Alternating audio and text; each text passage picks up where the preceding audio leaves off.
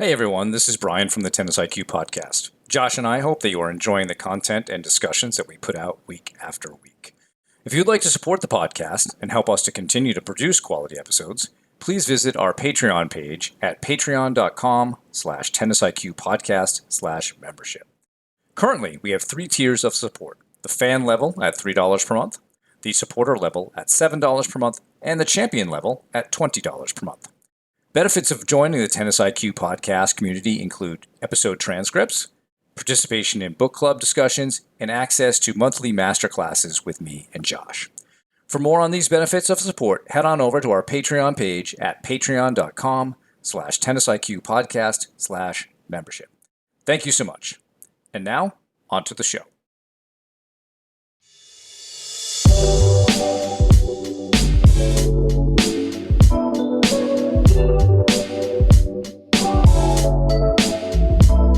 Hello and welcome to the Tennis IQ podcast. I'm Brian Lomax.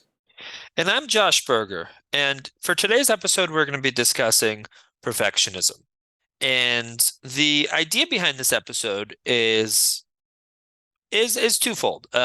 Number one, for whatever reason, it seems that the tennis is a sport that where people tend to bring a lot of perfectionist qualities to the sport and to their training, thinking that and somehow it's possible to perfect their game, and viewing the sport in a perfectionist way. And maybe there's certain aspects of the sport that draws people with some of these perfectionist qualities in.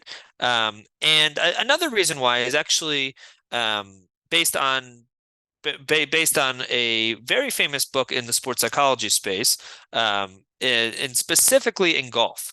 And it's Golf is Not a Game of Perfect by Bob Rotella.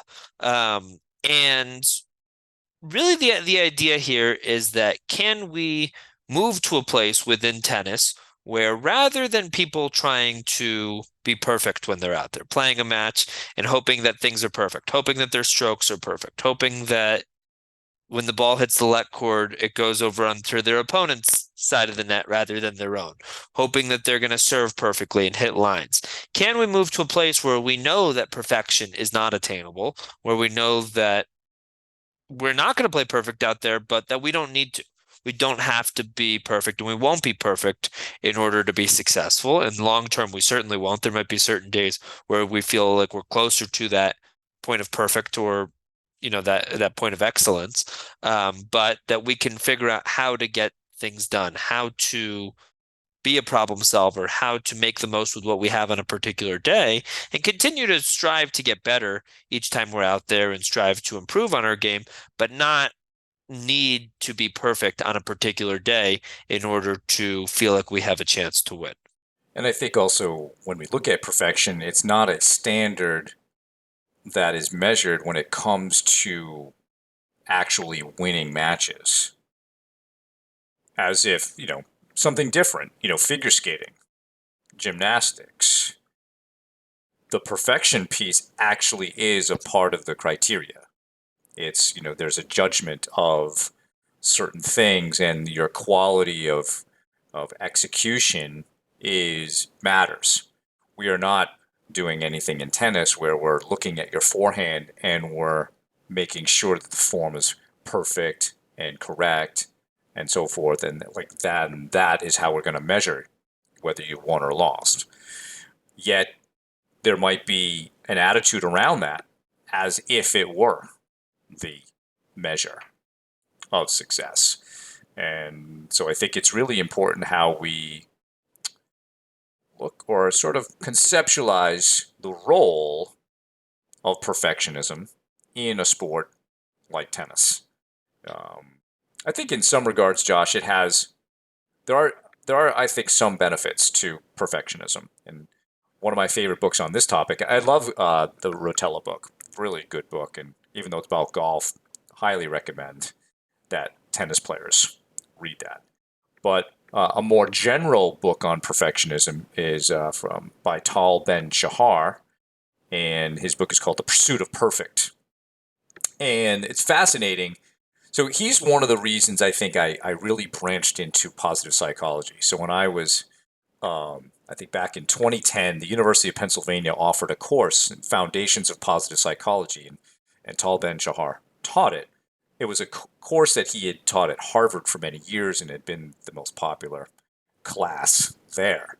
And it was awesome. It was like a 12-week course, 2 lectures a week, and perfectionism, which is not normally included in a positive psychology class, but it was in his because he had his own journey in perfectionism. He himself was a world class squash player. And I think listening to his journey, perfectionism was a reason that that career ended. And it ended in some serious injury, and he was not able to train anymore. But he mentions in the book that there's a positive aspect to perfectionism, and then there's, of course, a maladaptive. And one of the things I think we want to embrace here for those who are perfectionists is like let's categorize this is that perfectionists do have high standards. That's a positive. And so we do want to embrace those high standards. But as you're saying, Josh, the need to actually meet them all the time is not important, right? This is a journey type of sport. It's not a destination. Your mastery of it will never end. Even the best in the world continue to get better, and they know it. So there's never any sort of, nirvana, Valhalla type perfectionist place like you've made it.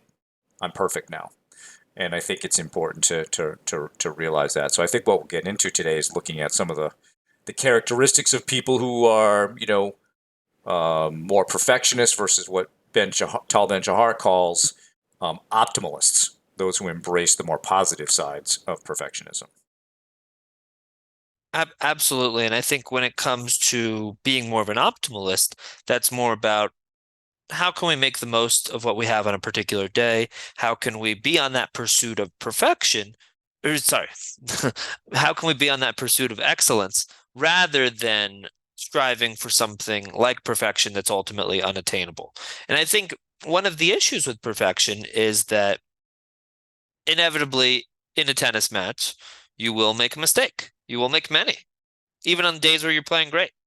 And when we get to that point where you make a mistake, where you make an error, where you double fault, where something happens, how do you respond in that moment? Do you respond as a challenge or do you respond as a threat? Do you respond as a threat? Like, okay, this is a threat to my quest for perfection. And okay, I'm trying to be perfect and I'm making these errors, there's mistakes, therefore I guess I'm not perfect.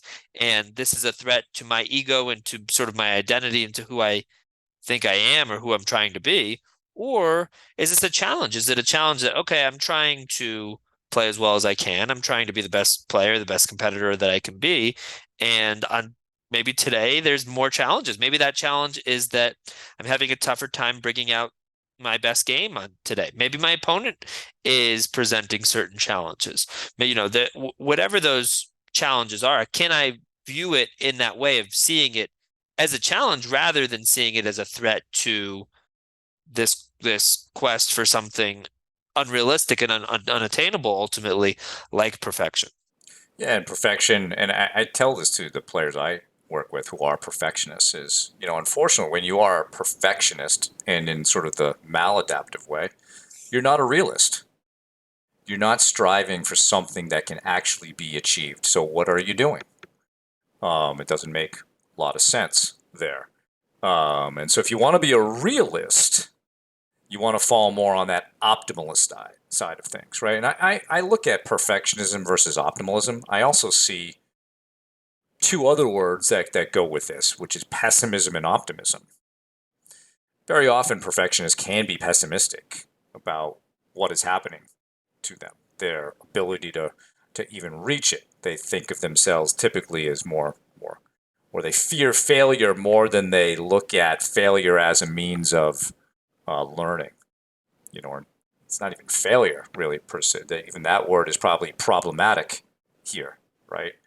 And so when we look at, say, the pessimism optimism comparison, it's very easy to to be right when you're a pessimist. because we can all very easily go out there and create poor performances and losses. But being an optimist, I think takes a lot more courage because success is a possibility, but not a certainty. And if you can manage through that journey, sort of like we talked about in our episode on suffering, um, there's no guarantees that you'll be successful, but you'll have a better chance. And I think a lot of times people have this need to be right. And is your need to be right stronger than your pursuit of excellence? Because it's very easy to say, well, that always happens to me, and then you make it happen, being very pessimistic. And I think perfectionists often have that kind of thing because, like you were saying earlier, Josh, it's often tied to the ego and the identity. And I know, a big part of even Tal Ben-Jahar's research on perfectionism, went back to mindset from Carol Dweck in terms of fixed mindset versus growth mindset. And so there's always got to be, especially for us as tennis players, in a sport in which ego is very featured, just the nature of the ranking system, the rating system, one versus one. It can be really tough to kind of untangle the ego from everything going on, but you really need to. And it really needs to not be about being perfect. It needs to be about this journey towards excellence. And that's hard. It's really hard. But one thing I like to bring up with tennis players, if we go back to what you need to do to win, you absolutely do not need to be perfect. In fact, I would say it's one of the most forgiving sports, at least the scoring of mistakes than any out there. I mean, golf is not nearly as forgiving. You know, all of those shots count in golf. You make some bad ones, there's no erase. But in tennis, you play a game, you could play a horrible game. All right, now you're down 1-0. But who cares what those things were? You can come back and play brilliantly the rest of the time, and it doesn't matter. And that's Doesn't hard. nec Go doesn't ahead. necessarily feel like that in the moment though, right? No, it doesn't, right? It doesn't. But the more that we come to realize that that's the way it is, maybe you can let it go. How you lose a point is really not that consequential. Whether a ball is, 5 feet out or, 5 millimeters out, doesn't matter. So there's a lot of, I think, judgment on how things are happening in tennis matches, how things are being executed, when in the reality, that's not, in the end, what it matters toward the final score that you're trying to achieve. Absolutely. And I think, yeah, by understanding sort of the nature of tennis, by understanding that, every point ultimately counts as 1 point, and it doesn't matter if somebody hits, an unbelievable winner or if it's a long 35 shot rally. It doesn't matter if your shot is, 10 feet out or, or just barely misses. But if in the moment it feels like it does, right? Right. When we miss a shot by a lot, it can impact us quite a bit. It can feel embarrassing, it can feel humiliating, it can cause us to maybe question certain things about our game, about our level, about, oh, how could I miss a shot like that? Right. And everybody's been there. Everybody's missed really easy shots and really easy overhead, a very easy volley to finish a point. Your opponent is we're in a baseline rally and your opponent is all the way in one corner and you have the whole court open and you miss. And I've been there and I'm sure everybody has, right? Everybody's missed easy shots. The best players in the world miss easy shots and it's going to happen. So can we move past that? Can we get to a point where we're able to put that behind us and understand that that's a part of the game? Tennis is not a sport of perfect, and nobody manages to be perfect. It's impossible. So can we be better at managing with what we have on that particular day while striving to be better and get 1% better whenever we're out there and that sort of thing? but can we be better at managing what we have? And I think being realistic about this, it helps us control our emotions a lot better. If we don't have this assumption that we're going to be perfect and then that disappointment that goes along with that realization that we're not perfect on that particular day, and we have more realistic expectations, then we're able to focus on the standards piece. Able to focus on having high standards for different aspects of our game, high standards on our effort, high standards on our time in between points in terms of using a routine in between points, high standards on our attitude, high standards on the competitive fight that we're bringing to a match, high standards on how we're analyzing our opponents and trying to find their weaknesses. We're able to have high standards on these controllable factors, right? We talk a lot about this concept of controlling the controllables, and that's generally the first thing or one of the first things that I talk about with an athlete, because I think that ability to be able to differentiate, is this within my control or not, is really critical. So when we think about this topic, our ability to make every single shot and be perfect is out of our control and not even possible. But can we instead, rather than focusing on our expectations of being perfect, of not missing easy shots, can we really focus on the controllable aspects of our performance, like some of those things that I was mentioning, and really try to put our efforts there, well, knowing that we'll make mistakes and knowing that is a part of tennis, that's a part of life, and being a little bit more accepting of that and getting to that point of acceptance. And I think when we start to think about how can we overcome perfectionism, and I think acceptance is definitely one of those sort of mindsets, I guess we could say, that we want to embrace in order to move past that more perfectionist mentality. I'd like to go back and use your example of the missing the easy shot as a way of using a very popular positive psychology intervention here that differentiates between how a perfectionist looks at that point versus how an optimalist might look at that. So, in positive psychology, we talk a lot about an exercise called finding the benefit, sort of a silver lining type of exercise. And as tennis players, to become more mentally tough, to handle the suffering of a match better, we have to become experts at finding the benefit in everything, finding the silver lining in everything that we do. Even if it's, seems not real, but in the moment, you're not going to be judged for the story. So let's look at that point. You've missed an easy shot. The way you brought it up, Josh, is I think is the very normal way. It's like, oh, how did I miss that? Right? You're finding fault. You're being a fault finder. You're not seeing perhaps what really went on in that point.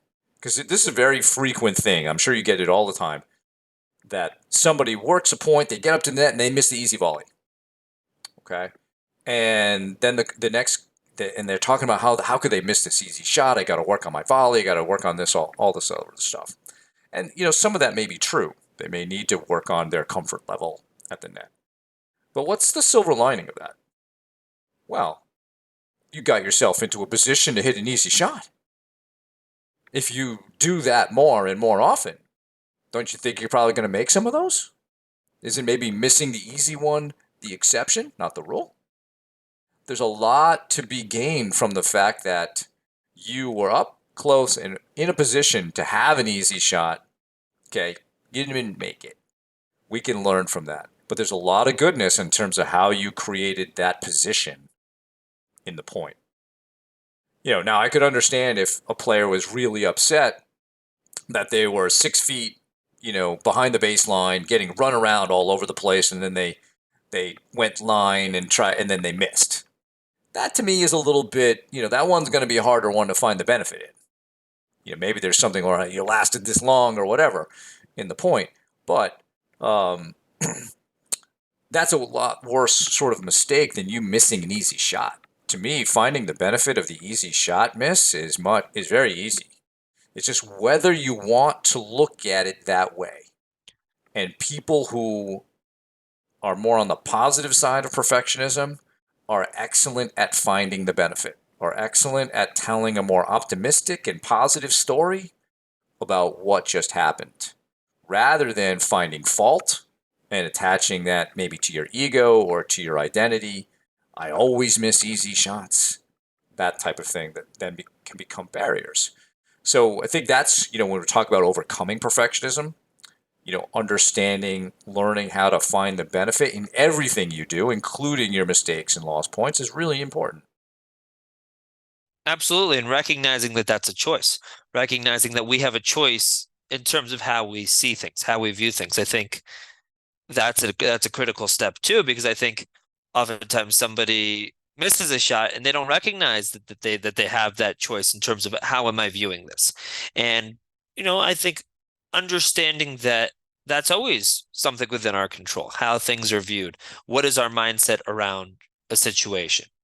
How are we framing things, right? I think recognizing all of those sorts of things is a critical piece in terms of viewing a situation in a productive way, in terms of viewing a situation in a way that's going to ultimately help us with the remainder of the match, with the next point, right?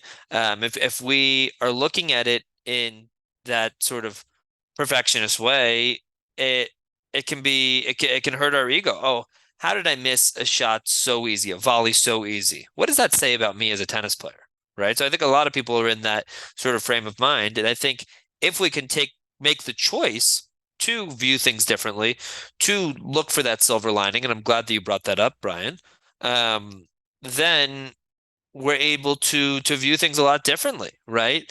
I can even think of a situation where maybe an opponent aces us. What's the silver lining there? Well, we're playing against an opponent who's able to serve at that level, right? That says something about us and our game, and maybe it's a competitive match, or maybe it's not, but we're able to we're on the court with somebody who's hitting serves like that. Okay, that's just a silver lining that came to mind already. Or maybe it's maybe we double fault, but we double fault by a couple of inches, but we were going for it, and we were hitting the type of serve that we want to be hitting, and we know that's going to lead to a certain level of double faults. And if you're making 100% of your second serves, you're probably not going for it quite enough. But yeah, no, I think that's a really important skill, to be able to constantly be looking for that silver lining, because it's out there if you're willing to look for it. But I think that step of recognizing that that's an option and being willing to find that silver lining is really critical. So your ACE example is a really great one to use with The Winner's Creed by Bill Tim. So he talks about what a successful point is. And a lot of people have a problem, not a problem, but they kind of don't understand exactly this full definition. So a successful point, per the Winner's Creed, is one in which you win the point, or your opponent hits a winner or a forcing shot.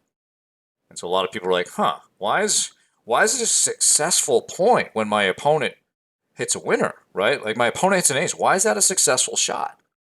Well, the more you learn about Coach Tim's, his approach to winning, you learn that not making mistakes is a huge silver lining. That's the benefit. That's why it's a successful point, because you didn't give it away. You made the opponent earn that point, whether it's an ace or something else. Now, of course, if you leave the ball short and the opponent hits it away, okay, we can do better. We can look for improvements in, our tactics or our execution. But still, as we all know, sometimes people miss easy shots, because we were just complaining about that a couple minutes ago, right? So we know that happens. Your opponent still had to put the ball away. You didn't actually make the mistake. So that is also another silver lining that we can find. Find the benefit is, yeah, your opponent hits a winner or they hit a really tough forcing shot. It's okay. You made them, actually have to win the point. You did not give it away. And to me, that's a huge one for people who are perfectionists to learn, because tennis is not just about any one point.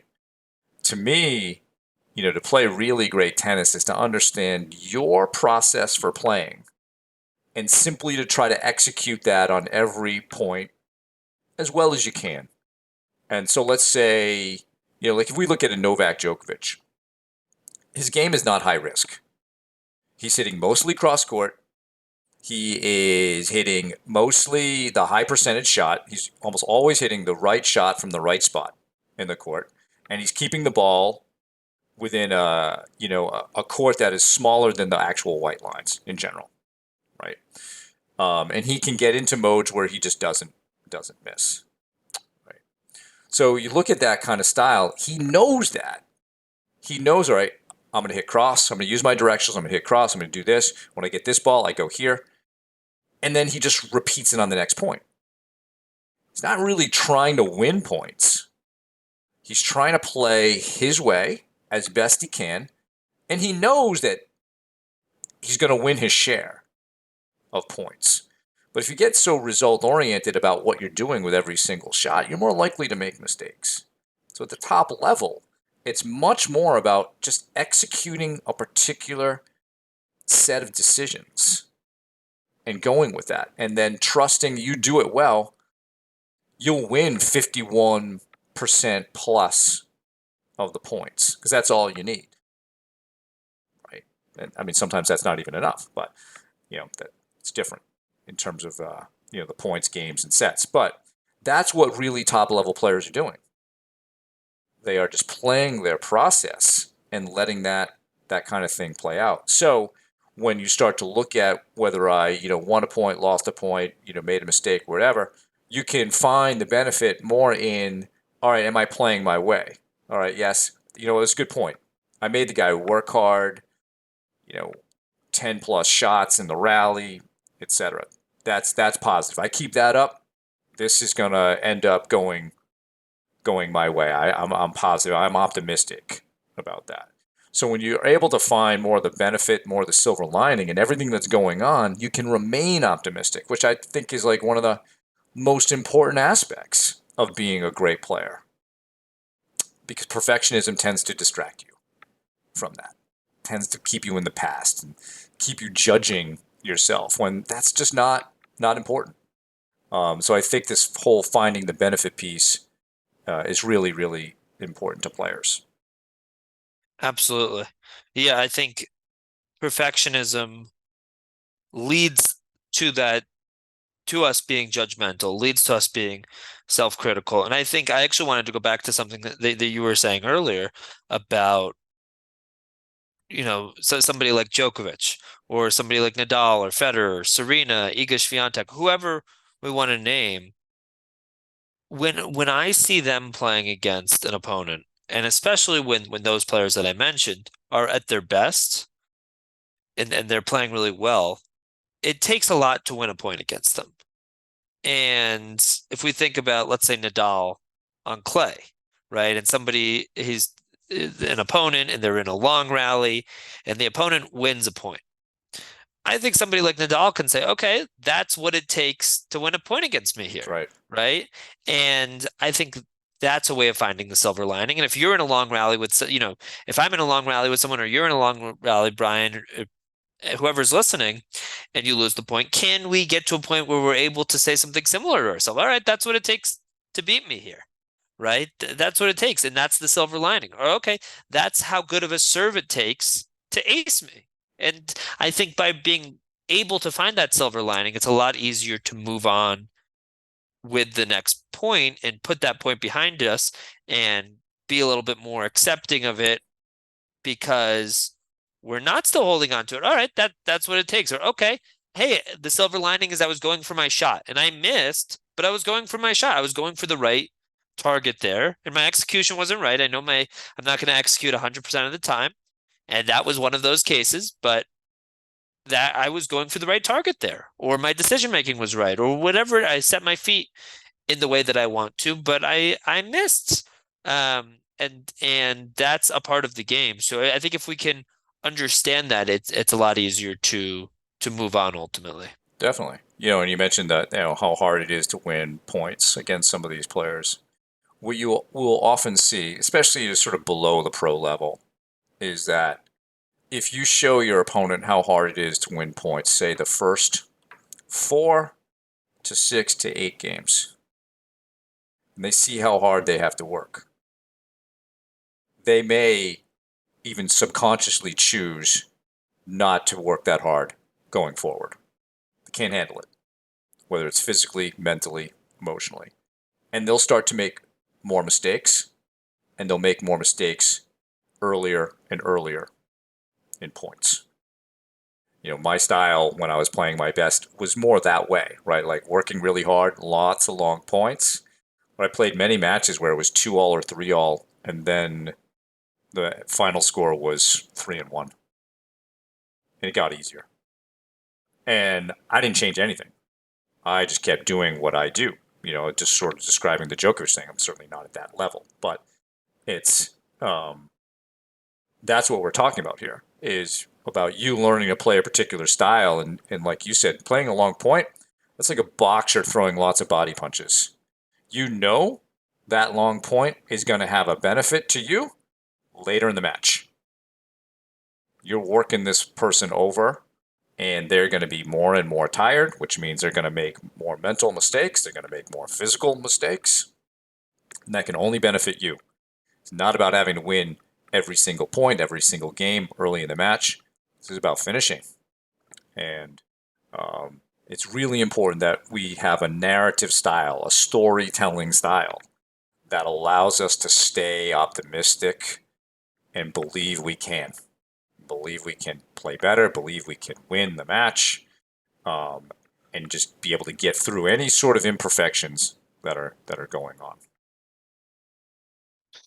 Absolutely, absolutely. And I think, yeah, our self-talk, that narrative style that we have is critical when it comes to these things. And I don't think for a lot of people that's the default, right? I don't think that's the default for most people. And again, maybe people are approaching tennis in this way where they think that it is possible to be perfect, or that it's possible even to perfect a certain part of their game, right?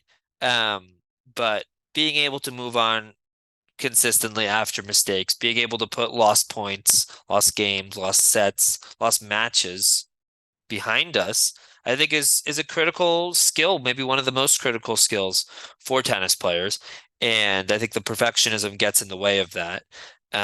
So instead, can we strive to be our best on each particular day? Can we strive to be excellent? Can we strive to be optimalists in order to in order to try to maximize our abilities? That perfectionism makes it so much harder to maximize our abilities because it's never good. Wherever we're at on a particular day is never good enough, right? So we're not able to give ourselves credit, right? We're not able to, when we reflect, it's all the negatives. Even in a match that where we did a lot of things well.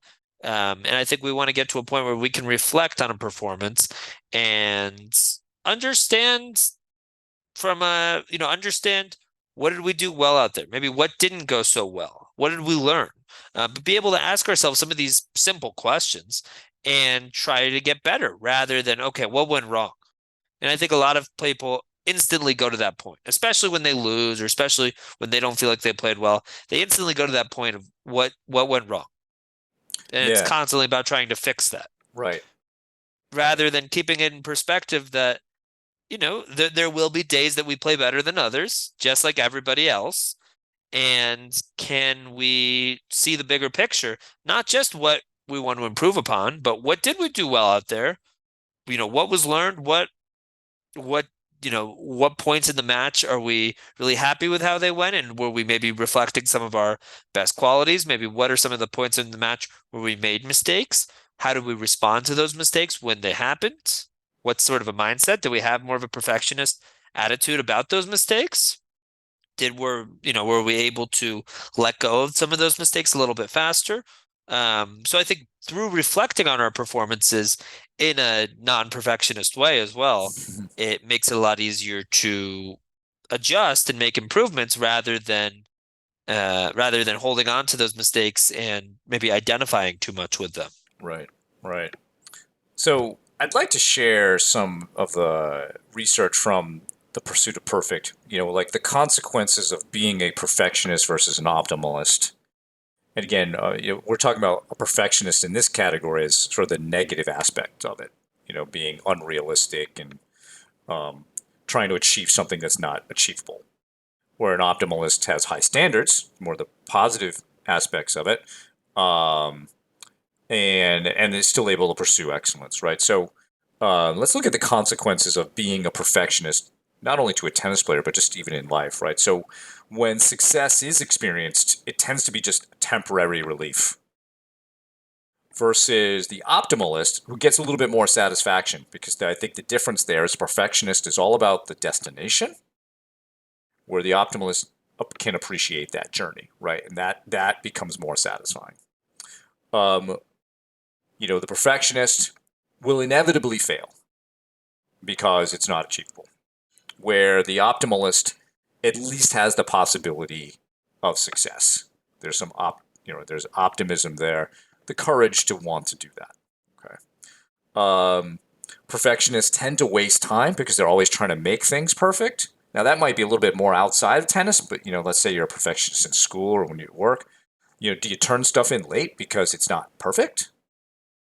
Versus, someone who's more of an optimalist, they understand how to manage their time and what's good enough to be done for a particular moment, right? In terms of mental health, perfectionists are more prone to disorders, where optimalists have more of a healthy approach, a more beneficial approach to their mental health. Perfectionism, as we've been saying, it's tied to your ego. It tends to hurt your self-esteem, tends to hurt your view of who you are as a tennis player, where optimalism allows you to continuously grow into something. It goes back to something we've said, Josh, like the most important version of you is who you are becoming. And I think that's what an optimalist really gets. Um, Perfectionism, you're probably going to experience more anxiety and stress around your performance, where optimalists can use those forces in a more creative way, a more courageous way. And then, on the performance side, it's hard to be a perfectionist and always perform well because you're kind of saddled with so much of this stuff. And I feel actually like if you become an optimalist, at the end of a match, it feels much lighter. It doesn't feel like you've gone through sort of this gauntlet of difficult emotions the entire time. It feels like you were kind of almost like floating a little bit more. So just having been on both sides of this, because I think for me, early in my career, I think perfectionism was part of why I was so focused on past points. And that did create definitely a difficult emotional journey. And then when I got through that, it felt so much easier at the end of matches. Like I was more energized because I hadn't wasted so much there. So I think it's important to understand these consequences of sort of the maladaptive type of perfectionism versus more a positive adaptation of it, and trying to become more of that so that you can get through this very difficult sport a little bit more easily. Absolutely, and I think a really important point, and as we talked about this is common. This is common with tennis players. I'm sure people that are listening can relate to things here. I mean, I can definitely say I can fall into some of these tendencies at times. I think probably everybody or most people can. Um, but I think it's important to separate what are some of those qualities that are positive about about perfectionism, right? I think about the work ethic piece. Somebody who's perfectionist might be more inclined to have a better work ethic because they are able to maybe be a little bit more disciplined, put in the work on a more daily, regular basis in order to be to be striving towards their version of perfectionist or their version of perfection. Um, they, tend to achieve at high levels. However, as you're saying, there are a lot of drawbacks here. And especially within a sport like tennis, where we know how difficult it is, we know how challenging that scoring system can be. We know that it's not attainable ultimately to be perfect. We have to be able to put that aside and be aware enough to catch ourselves when we're falling into some of these traps or some of these tendencies, and instead try to be a maximalist or try to be an optimalist and do the best that we can on that particular day and recognize that that's enough. That might lead to the win, that might not, but that's enough because that's the best that we can do ultimately on that particular day. And that's exactly what we're striving for. We're striving for the best that we can on a particular day. And that's not going to be perfection in terms of us playing a golden set or a golden match or winning 6-0, 6-0 every time that we're out there against a player that we think we quote unquote should beat, because that's not life. That's not what anybody's doing. But instead, can we make the best with what we have on that day? And I think to me, that's what it really means to be mentally tough. That's what it means to be a great competitor. And I think that's what we should all be striving for. Yeah, and I think it's a lot about just having that awareness of what's going on in your own mind. Are you being too judgmental? And as you said, Josh, we probably all fall victim to this at times, but it's about how you respond to it. And that's really the key to being a great competitor, a great tennis player, is understanding you do have the control to respond to these thoughts. And the more that you work on it, then I think the less and less those thoughts tend to come up. But that takes some work. And that's, I think, why we're talking about this and some ways of retraining that automatic thought system so that instead of always finding fault, can you also follow it up with the benefit? What's the silver lining here, etc. Little things like this to stay focused on the pursuit of excellence versus sort of just trying to assuage your own ego here. Yeah, it's difficult, and just I would say just realize that you're going to have some of these thoughts from time to time. Can you respond to it in a constructive way, knowing that you want to become the best competitor, best player you can become. You want to be able to win the match, and sort of the maladaptive behaviors of perfectionism are huge barriers to that. Absolutely. Absolutely. And yeah, no, I think there's a lot of sort of mindsets that people can definitely apply through what we've talked about today.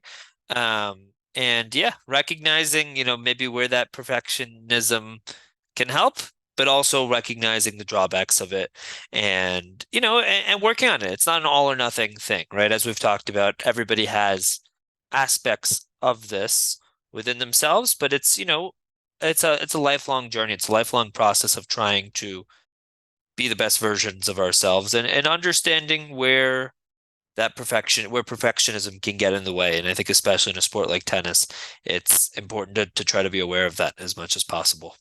So, if you're interested in reading more about perfectionism in sport, Josh brought up Golf is Not a Game of Perfect by Dr. Bob Rotella. Excellent, excellent book.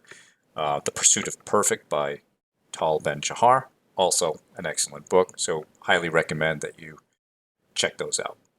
So, thanks for listening to today's episode on perfectionism. For more on what Josh and I discussed, please check out the show notes. If you have any feedback or questions, please email us at tennisiqpodcast@gmail.com. If you have the opportunity, please rate and review the podcast so others can find it. Additionally, please subscribe to the show on your podcast platform of choice, including YouTube, so you can be notified of new episodes. And you can also check us out on Instagram. If you would like to support the podcast, please visit our Patreon page at patreon.com/tennisiqpodcast/membership, where you can learn about the benefits of being part of the Tennis IQ podcast community. Thanks again, and we'll talk to you soon in our next episode.